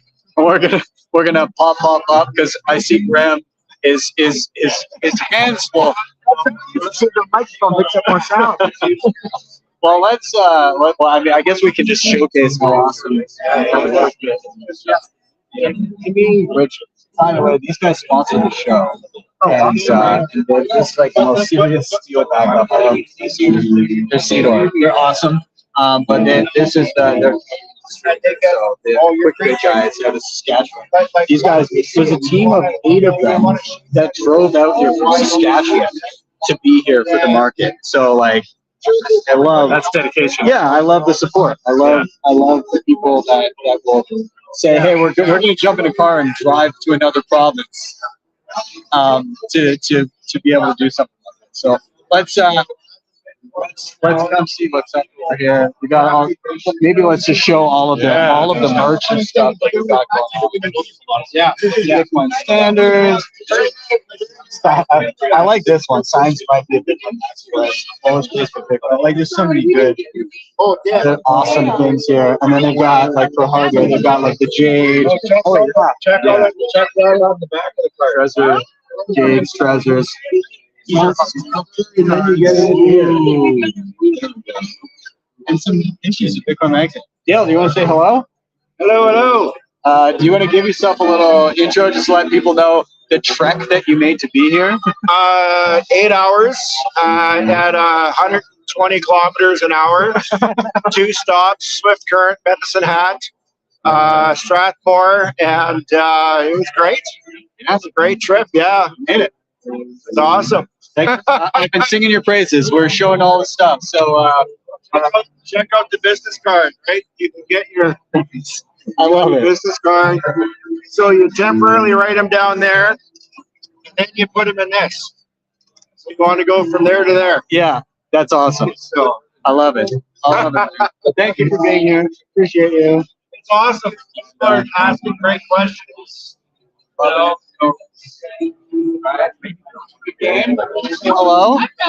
All right. So we're gonna do a little intro here. Can you let people know who you are, what you do? Yeah. Hi, I'm Toby Daniels, and I'm a former teacher, but I still do presentations. And my dream was to always write children's books. So I've taken what I've learned about kids in the classroom, and I've written some children's books and a cool, fun journal. I guess it's a gratitude journal, a journey to touch your joy. And I'm here today at the Sat Market with some amazing people, and I think you need to come here and spend all of your money. And I can now take, I got a wallet of Satoshi, so come and fill it up. That would be lovely. And we'll learn self-custody after. I have to learn self-custody. Yes. But first I got off zero, so I can't even, I did that. It's happening. You sold your first book for Bitcoin. Well, thank you for being here. Okay, we got to see. So this next one is the Bitcoin candy store. And my favorite is the names of the products that they have. So we're gonna, are you game? Okay. Is there any way you could come around? Because the microphone is not picking up great. But do you want to intro who you are, what you're doing? Sure. Darren Simpson. I created a little company called the Bitcoin Candy Company. My wife and I have freeze dryers at home, and we thought let's try and sell some of the candy. I've a little bit of the Bitcoin pop culture. So you got little Max and Mike's, Max Kaiser, Michael Salem. These are freeze dried M&Ms that we have available here. What else I got? I got Bitcoin blocks. We all know that. And then I got one that's going to make a few people angry, especially today as we look at the fees. I got some ordinals. So, they taste like shit. No, they're actually pretty tasty. And then of course, can't forget our friend Mr. Satoshi. So I got some Satoshi Skittles. Awesome. I love it, man. This is great. This is so great. So thanks for being here. I'm really glad that you can be part of it. No problem. Thanks for having us. Yeah, no worries. How's it going, buddy? Good to see you. You're picking up all kinds of. Now you're on stream, by the way. Just warning. Yeah. But coffee, beef jerky. I love it. We're doing a quick round of all the booths, and then I'll come say hey. Awesome. All right. Now this is, many will be familiar with the legend of Becca and her baking. So shall we? You're almost out of banana bread. Yes, oh my God. Bread is almost gone. Or did Yellow just eat it? I mean, I like the away, but yeah, he's always Yeah. So Becca, tell us about the plethora of things. That you have. Yes. So I have banana bread that Yellow so graciously helped me bake. So polyester free. And then we have some peanut butter cookies here. Well, 4 pounds. And then these are my favorite. They're called Spitzbuben. They're a traditional German, Swiss, Austrian Christmas cookie, which I remember my grandma and mom always making during this time of year. So we got a little 10-pack here. And then the last one is just a assorted variety of coconut macaroons, the Spitzbuben, and some chocolate-covered cookies as well. So look at that. Delicious. So, proof of bake right here. All homemade with love, and yeah, all for sale for Bitcoin. Amazing. Yep. I love it. Thank you for coming. Yeah. Awesome. All right, we're going to continue down the line. We'll sneak through. I don't want to interrupt a sale in progress, so maybe we'll pop here and then we'll pop back. There's some. Can I try some sausage? Sure can. Awesome. Sir? I'm gonna start chewing, and then you can tell people what you're doing here and what's up with what we do. So yeah, we've got a 250-acre mixed organic farm just between Edmonton and Red Deer, and I also help people all around the world to design their own self-sufficient homesteads or regenerative farms. And you wrote a book. Yeah, wrote a book. Got tons of free resources on the website, podcast, YouTube channel. Maybe QR code. People on the stream will be able to. Yeah, so our consulting website is buildingyourhomestead.com, and the farm website is cohenfarm.ca. Cohen Farm. How do you spell it? COENFARM. Okay. Yeah, we've got tons of resources on the website. Awesome. And that was delicious. Yeah, so that was our grass-fed beef, milk-fed pork, and 10% organs. Liver, kidney, heart, spleen, tongue, all mixed in. I love it. Okay. How quickly are you? There's going to be a lot. Okay. I'm done. I will maybe we'll try and sidle up here and we got eggs. Oh, we sold out of eggs. We still got chicken left. This is my thing that I wanted is the food. If I can locally source food for sats, that is huge. so that's what I'm looking for. But there's all kinds of stuff. Hey, how you doing? Good to see you. I haven't really had the chance to come say hey, but is it okay that we go on the stream here? Do you want to come around and because the microphone is like won't pick up super great, but do you want to give an intro like who you guys are? Yeah, so my name's Chris. My wife and I have Chaos Farm. We're just near Sundre, Alberta, about an hour and a half northwest of Calgary, and we came here to sell our eggs and some chickens. We're taking pre-orders for our pasture-raised chicken for the summer, so we'll probably try and do 2 or 3 batches on the pasture here in the summer. So yeah, we've been sharing information about that.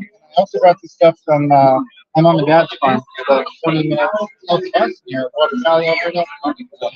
My mom hand milks the goats every morning, and then produces cheese, and then soaps and lotions, and we got some of the caramel sauce as well. So yeah, boiling down the milk for about 6 hours until all that's left is this nice brown, delicious, sugary stuff from the milk. So yeah, pretty incredible stuff, and great on apples, ice cream, coffee. Wow. Yeah, that's what we got going on. Yeah, let's Awesome. I thought that was funny at first. Yeah. So did you sell any eggs here? Wow. Wow. I love to hear that. I mean, it's sad for me. Yeah. Sorry to everyone else. I'm very happy about that. So that just means that you just have to bring more eggs to the next. Yeah, we're gonna scale. So we only have 36 chickens right now. Yeah. So we're going to 90 this year. Cool. And then, probably going to 200. And then so yeah, just as we can handle it, we're adding more to the flock. And I love it. I love it, man. Thank you for being here. I appreciate it. Thank you for putting this on. Dude, it's awesome. Awesome.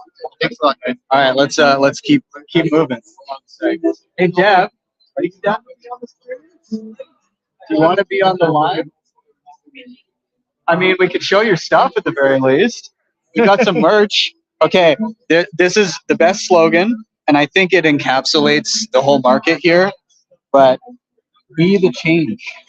Oh, that's awesome.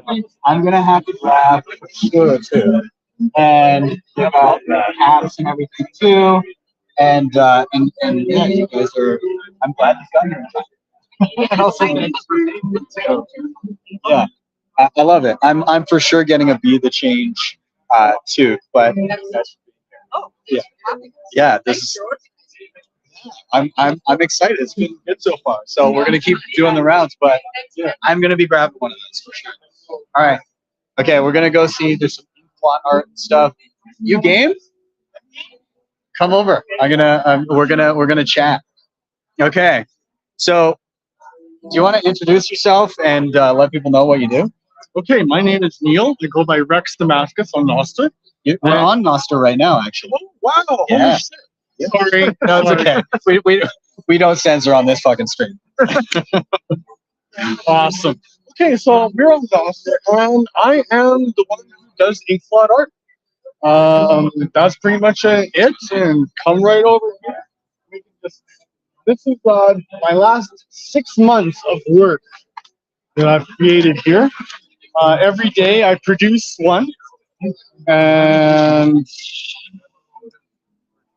so yeah, every day I produce one of these. Then my audience goes ahead, tells me what they see. Oh, cool! And then I give them a Bitcoin reward, kind of like it's a game. It's a game. So yeah, this is what we do. And I've been doing this for the past 6 months, and I'm not stopping. Every Sunday I do a full color in inkblot art. And yeah, sorry man, I'm just getting a little nervous. Great. No, you're doing great, man. So tell me more about this. So people, they look at this art and then they tell you what they see, and then you give them a Bitcoin reward for doing it? I have a bot that does that. A bot that does that? Yeah. Oh wow. Okay. Yeah. So it's all programmed, and I can bring up my Nostr right here, right now, and we'll just come on. These are all my notifications that just came up from the post and whatnot. Yeah. Let's see if I can click on my blog. Okay. I've already got 146 views today. Usually I'm up at the ungodly hour of 3:30 in the morning putting this up, but you know that's just what I do. You know, I'm an early riser, and yeah, it's. And do you sell these as well? These ones are extras that I have made up, and I am looking to sell. So yeah.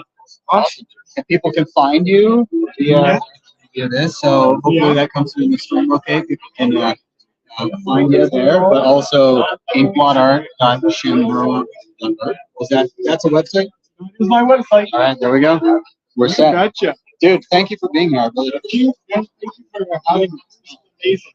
This is awesome. I'm super happy. No, Thanks for coming. And buddy, thank you so much. I didn't catch your name. It's Graham. Graham? Yeah. Pleasure. My Good to name is meet you. Rex. Good to meet you, Rex. All right. Thank you. I'm gonna hone in on this conversation. Do you want to chat Bitcoin hotels? Yeah. Hey, so I'm Jeff. This is the High Country Inn in Banff. So we're, as far as I know, one of the first hotels in Western Canada, for sure Alberta, that I know of that's accepting BTC straight up. So this is now live on our website. You can go just to the main booking engine, and there's a little area where you can put a promo code in. You just put in the letters BTC, and then the rate will get crossed off, and it'll turn into a 20% discount if you're paying in BTC. 20%. 20% off. We really believe in Bitcoin, obviously. So yeah. So in order to do the transaction, it still has to be facilitated through myself. So my email is jeff@highcountryinn.com. So what I'm suggesting people do is they just kind of book normally how they would with that promo code. And then once they get their confirmation email, they actually forward that to my business email. And then I can facilitate either a Lightning transaction or an on-chain transaction. We do have, if you want to just maybe snap this, and our Lightning address is just banff@walletofsatoshi.com. And of course, listening to Ben's recommendation, we're getting that off there as soon as we can into cold storage. So yeah.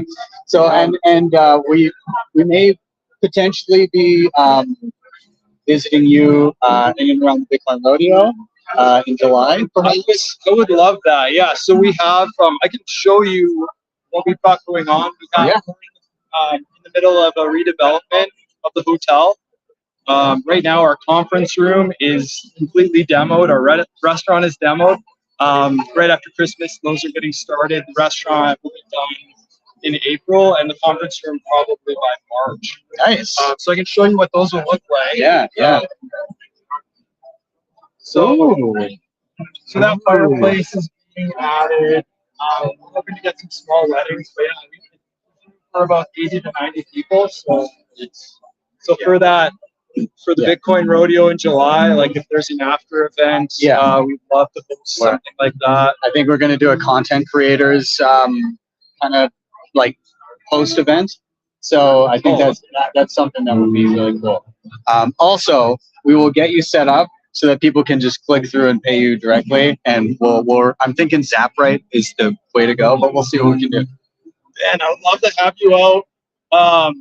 Give you a free room at the hotel. Oh, get us kind of set up out there, man. Yeah. I'd love to work with you. Awesome. The restaurant, maybe show you pictures of this as well. So this is Fat Ox. It's a restaurant down. Our hotel owns 20%, and then partners with 80. Nice. Yes.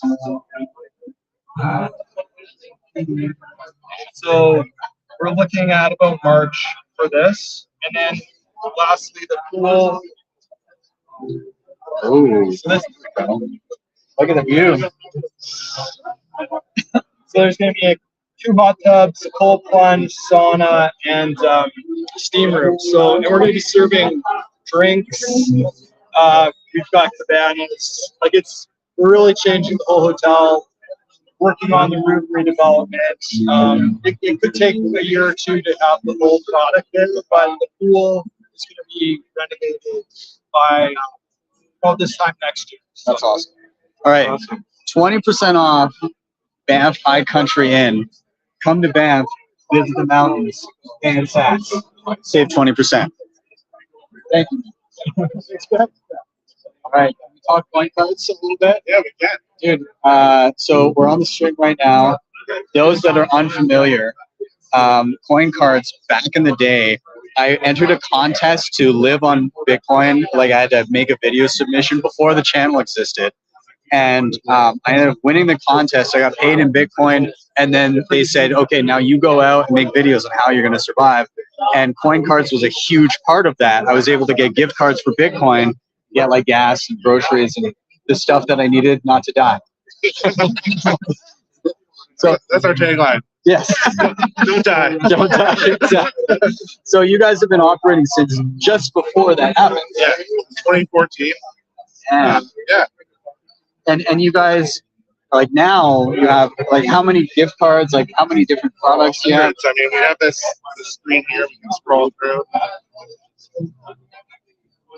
It just keeps going. Just all of the things. All of the things. And you accept on-chain and Lightning? Yes, we were the second Canadian store to accept Lightning.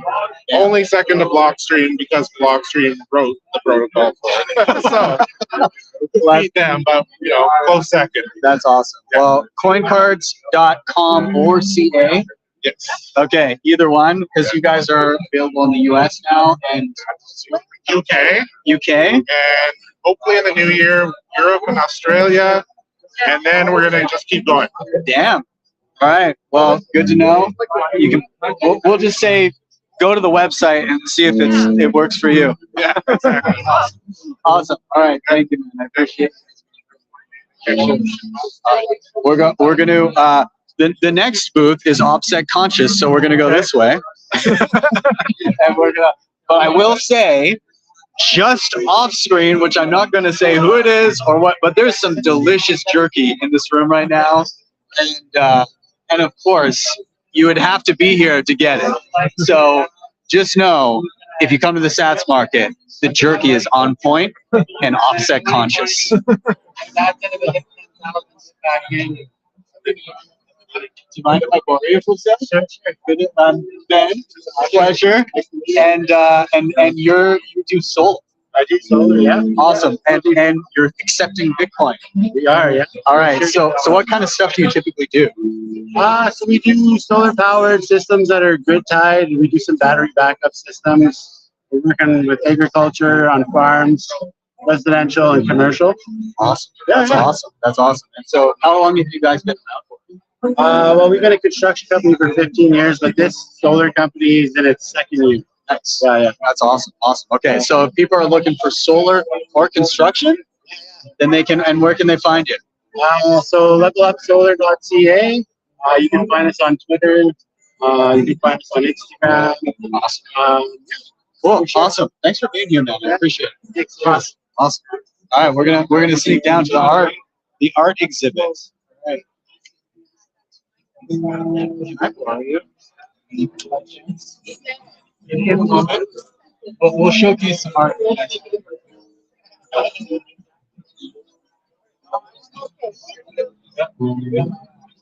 Any chance you want to chat art on a live stream?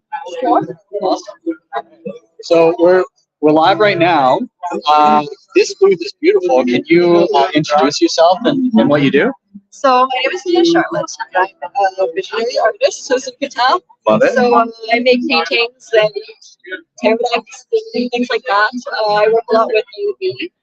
So I've got paintings like blue and do things that's like you know, 3D glasses. That's really out of the canvas. Oh. Which is something that unfortunately cannot be experienced on live. So I'm sorry to everyone. Do I look okay? Oh God. It's like people think I'm faking it, but that's really cool. Whoa. Everybody's missing out because what I'm seeing is awesome. It's like 3D, right? Yeah. I'm still trying to find a way to be able to share that with the internet. Yes. It's so neat. It's wow. That's cool. And now I need to get them in my style, and then it's up. So yeah, that's great. That's awesome. Where can people find you? You can find me on Facebook, Instagram, or TikTok. Okay. And everywhere it's Luna Charlotte Art. Luna Charlotte Art. Yes. Awesome. LUNACHARLOTTE.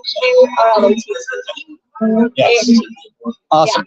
And also for anybody watching that wants to find all these merchants after the fact, we're gonna get a webpage going with everybody, and so we'll drop that online afterwards. I'll add it in the show notes over the weekend, and then we'll also on YYC Bitcoin, the local Bitcoin meetup. We'll have all the local merchants and stuff listed. So thank you so much for being here. Thank you. Thanks for having me. This is super fun. No worries. Awesome. All right, we got to check out. Do you want to come chat? Let's do it. All right. It's got a 3D printer going there too. Okay. Hey, how's it going? Yeah. So my favorite local 3D printer. Got all the cool shit here. Who are you guys? Well, we're Bitcoin Matter right here in Calgary. We 3D print and create a bunch of different things for all you Bitcoin peeps. We build nodes, keychains.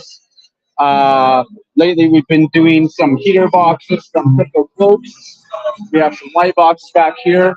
And again, we started off with our custom built nodes to this is an ATM that duplicates Bitcoin wallets ATM.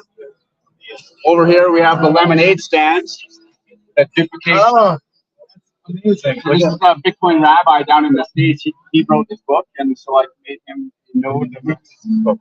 Amazing! Shout out to the Canadians. That's Bitcoin. Awesome. And so this is that cold box that I'm doing right here. So this is going to store. This is Sessions Cold Guard. Yes. and the rest of her cold power gear. Oh, that is slick. Right. I love it, man. Well, thank you for being here. Love having you every month. Yes, we're doing it. All right, we got a couple more here, and then we're gonna start rounding out. Graham, you're a champ with that. Yeah, I'm having fun with this. Can we chat coffee for a second? Yeah. If you're game, okay. Wildcat Coffee. Do you want to give yourself a little intro here? Sure. Brad Mills.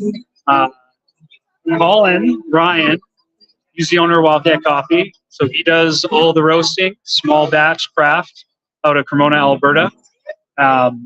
He's a huge coffee nut. He's very big on the freshness and the quality of his coffee. So he prefers to sell it in whole bean and have you grind it yourself when you're ready to brew it. We've got 3 different roasts with the Sandbagger, which is your medium roast. Caramel and chocolate notes.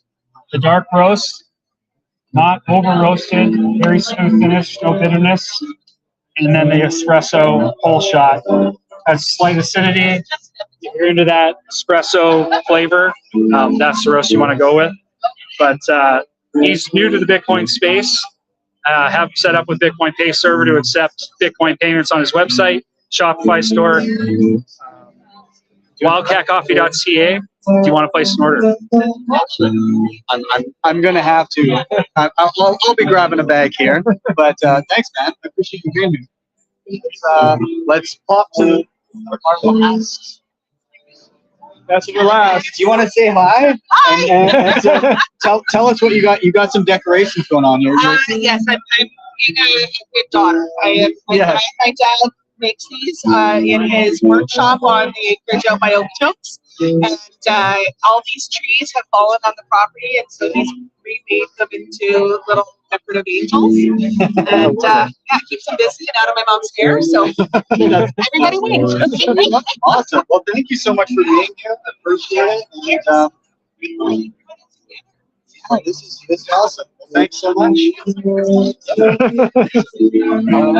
Well, so I mean, I'm pretty happy here with what's going on. There's a lot of people that came either locally or from afar, like different provinces, drove in, flew in, whatever, to be a part of this. This was an idea and a tweet just 4 weeks ago, and this happened. So I think to round it out, I want to say to everybody, this is possible anywhere.